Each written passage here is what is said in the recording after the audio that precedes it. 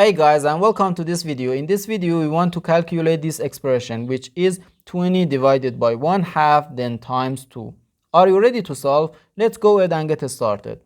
These two and these two can cancel each other out, so we have 20 divided by just 1, and 20 divided by 1 equals 20. This answer is not correct,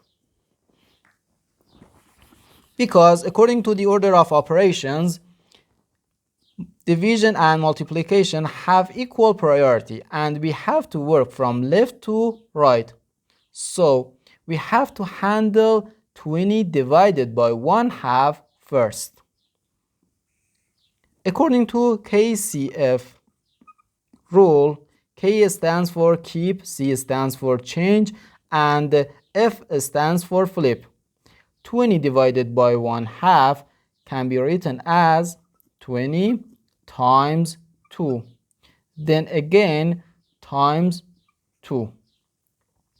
Here we work from left to right, so 20 times 2 equals 40, and 40 times 2 equals 80.